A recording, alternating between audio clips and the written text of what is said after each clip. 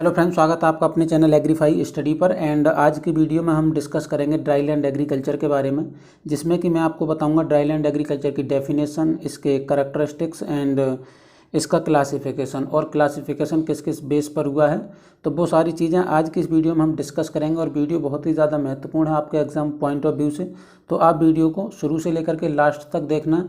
अगर आप कहीं पर भी वीडियो स्किप करोगे तो आपकी जो नॉलेज है वो आधी एंड अधूरी रह जाएगी, और आपको पता है आधी अधूरी नॉलेज जो है वो किसी भी काम की नहीं रहती है। तो फ्रेंड्स, वीडियो को शुरू करें उससे पहले मैं आपको बता दूं, अभी हमारे चैनल पर बहुत दिनों से कोई वीडियो नहीं आई थी, लेकिन अब मैं दोबारा से रेगुलर वीडियोज़ अपलोड करने की कोशिश करूंगा, और आपको डेली या फिर अल्टरनेट बेसिस पर बहुत ही अच्छे अच्छे टॉपिकों पर वीडियो मिलती रहेंगी। तो फ्रेंड्स, वीडियो को शुरू करें उससे पहले अगर आप हमारे चैनल पर नए हैं तो चैनल को सब्सक्राइब करके बेल आइकन को प्रेस कर लीजिए। सबसे पहले हम बात करेंगे ड्राई लैंड एग्रीकल्चर की डेफिनेशन के बारे में। देखिए, बेसिकली ड्राई लैंड एग्रीकल्चर होता क्या है? Growing of crops entirely under rainfed conditions is known as dry land agriculture.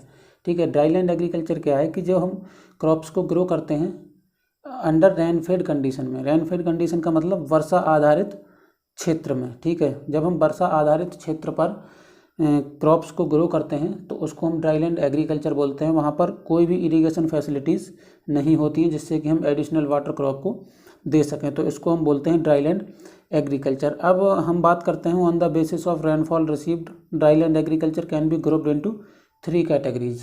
ठीक है, वर्षा के आधार पर ड्राई लैंड एग्रीकल्चर को 3 कैटेगरीज में डिवाइड किया गया है। तो इसमें हमारी फर्स्ट है ड्राई फार्मिंग। ठीक है, ड्राई फार्मिंग बेसिकली क्या होती है कि cultivation of crops in areas where rainfall is less than 750 millimetre per annum is called dry farming. ठीक है, जिन एरियाज में 750 मिलीमीटर से कम बारिश पर ईयर होती है उसको हम ड्राई फार्मिंग के अंतर्गत रखते हैं। एंड यहाँ पर हमारे जो ड्राई स्पेल्स हैं वो बहुत लंबे समय तक आते हैं ड्यूरिंग दी क्रॉप पीरियड। अब ड्राई स्पेल्स क्या होते हैं? Rainless period. ठीक है, जो रेनलेस पीरियड होता है उसको हम ड्राई स्पेल बोलते हैं। जो क्रॉप फेलियर है वो मोर हो जाती है। ठीक है, ज़्यादा से ज़्यादा क्रॉप फेल होने के चांसेस रहते हैं। ठीक है, एंड ये जो प्रैक्टिसेस है ड्राई फार्मिंग की वो हम करते हैं एरिड रीजन में, यही ड्राई फार्मिंग अपनाई जाती है। And moisture conservation practices are most important in this region. आप यहाँ पर 75 डेज़ की क्रॉप्स ले सकते हैं, जो भी शॉर्ट ड्यूरेशन क्रॉप्स होती हैं उसको आप यहाँ पर ले सकते हैं। तो अब हम बात करते हैं ड्राई लैंड फार्मिंग की। तो cultivation of crops in areas receiving rainfall above 750 millimetre but less than 1150 millimetre is known as dry land farming.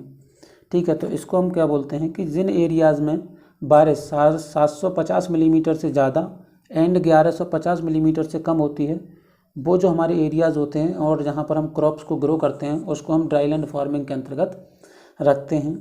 यहाँ पर जो हमारे ड्राई स्पेल्स हैं ड्यूरिंग क्रॉप पीरियड अकर्स मतलब आते हैं, बट क्रॉप फेलियर जो है वो हमारा कम होता है।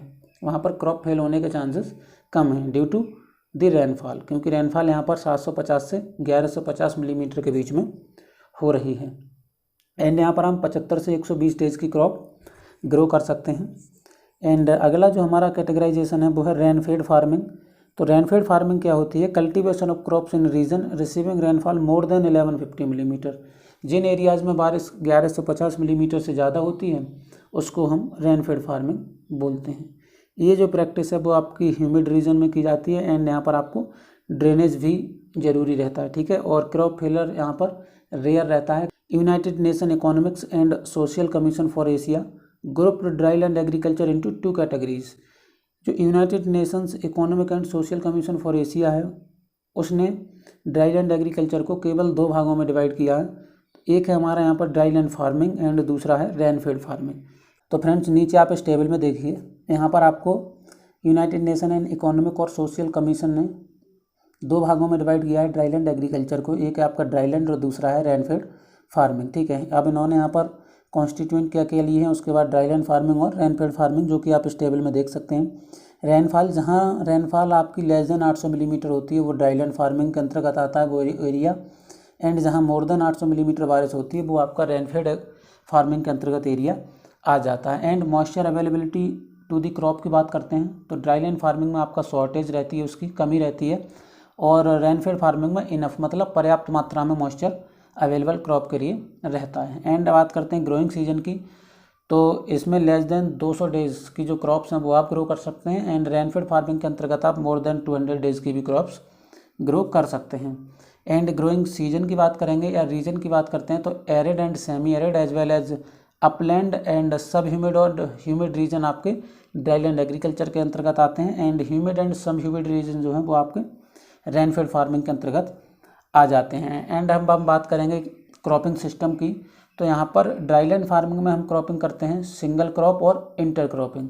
ठीक है, अब जब हम सिंगल क्रॉप करेंगे तो यहाँ की जो क्रॉपिंग इंटेंसिटी होगी वो 100% होगी, और इंटर क्रॉपिंग और डबल क्रॉपिंग वगैरह करते हैं तो इस पर जो क्रॉपिंग इंटेंसिटी है वो आपकी 200% एंड अदर हो सकती है।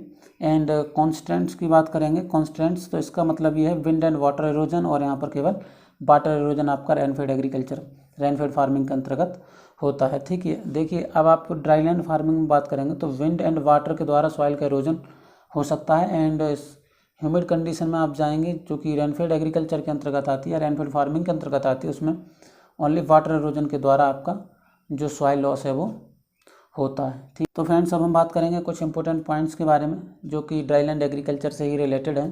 तो out of 143.8 million hectare of cultivated land in India, irrigated area जो आपका है वो है 30.5%। ठीक है, ये यहाँ पर गलती से 40 हो गया है, लेकिन इसके लिए आप 30.5 कर लीजिए।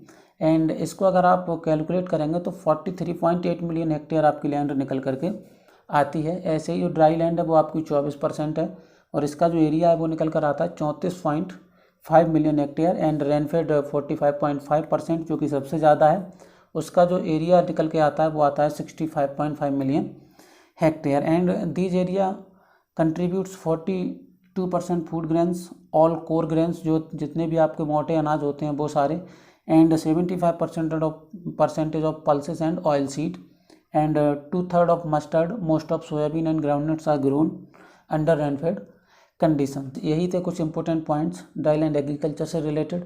मैं उम्मीद करूंगा कि वीडियो आपको पसंद आई होगी, और इस वीडियो के अंतर्गत हमने डिस्कस किया ड्राईलैंड एग्रीकल्चर क्या होती है, एंड ड्राईलैंड एग्रीकल्चर को किस बेसिस पर डिवाइड किया गया है, on the basis of rainfall.